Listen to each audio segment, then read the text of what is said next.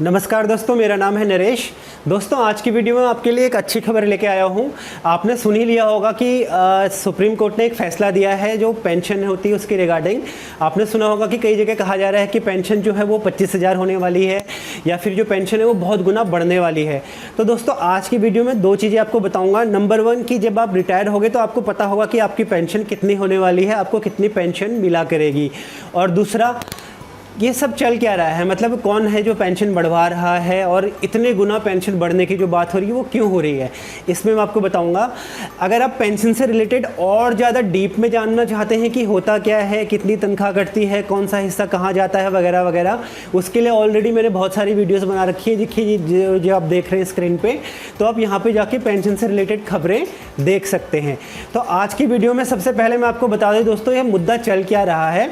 सबसे पहले दोस्तों, 2014 में केरल हाई कोर्ट ने एक फैसला दिया था जिसमें एम्प्लॉयज़ के हक़ में, हम लोगों के हक़ में उन्होंने कहा था कि जो पेंशन होगी वो हमारी जो लास्ट सैलरी होती है उसके बेस पे होगी, वहाँ से निर्धारित की जाएगी कि पेंशन कितनी होनी है।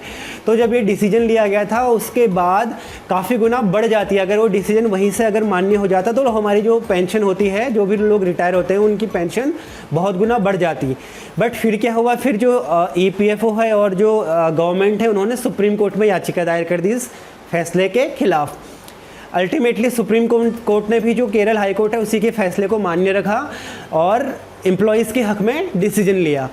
बट दोस्तों, फिर उसके बाद EPFO ने और केंद्र सरकार ने क्या किया कि एक रिव्यू पिटीशन डाल दी सुप्रीम कोर्ट में कि आप इसमें दोबारा विचार करें, जो फैसला आपने लिया इसमें कुछ गड़बड़ है, दोबारा देखें।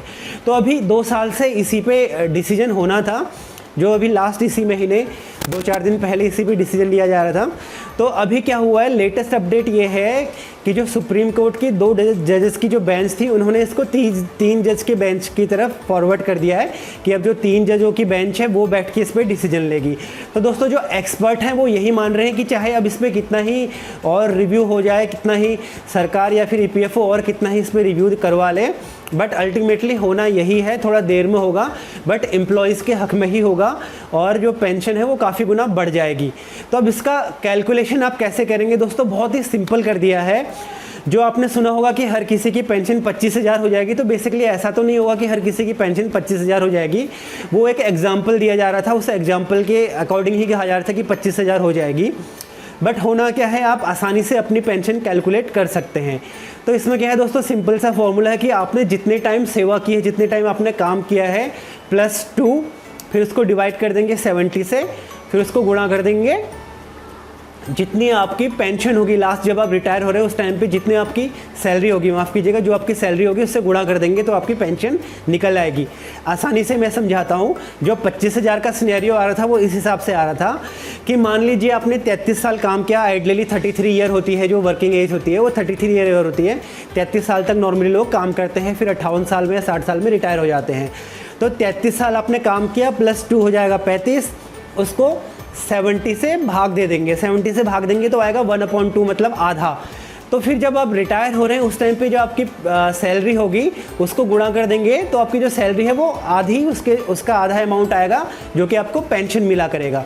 एग्जाम्पल के तौर पे अगर आपकी 50,000 है, जब आप रिटायर हो रहे हैं, मान लीजिए आज से 20 साल बाद, तब आपकी सैलरी 50,000 है, तो क्या होगा, 33 + 2 35 भागा 70 बचा आधा, गुणा उसको 50,000 से गुणा कर देंगे तो जो पैसा आएगा वो आएगा 25,000।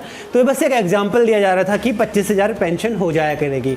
तो इन केस अगर किसी की तनख्वाह उस टाइम पे 30,000 है तो उसकी पेंशन जो होगी वो 15,000 हो जाएगी, अगर उन्होंने 33 साल काम किया है।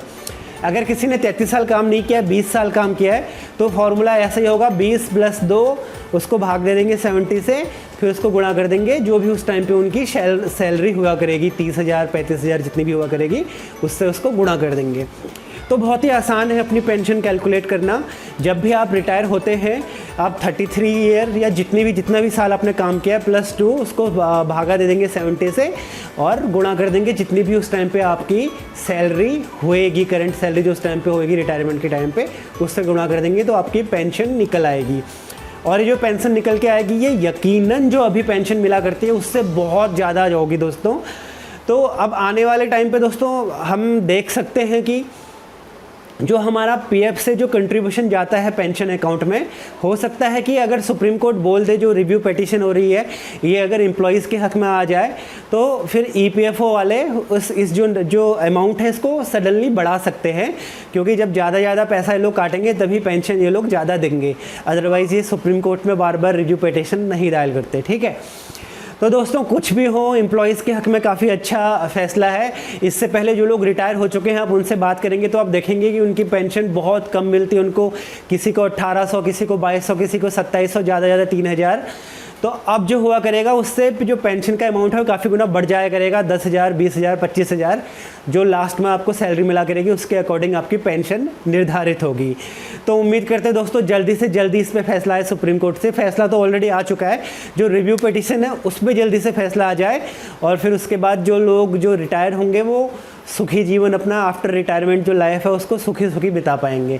कोई और सवाल है दोस्तों रिटायरमेंट से रिलेटेड, पेंशन से रिलेटेड, प्लीज़ कमेंट बॉक्स में कमेंट करके पूछिए, जितना हो सके आपको सॉल्व करने की कोशिश करेंगे। पेंशन से रिलेटेड और भी वीडियोस बनाई हुई दोस्तों, लिंक पे जाके देख लीजिए उनको। फिर मिलते हैं अगली वीडियो में, तब तक के लिए जय हिंद जय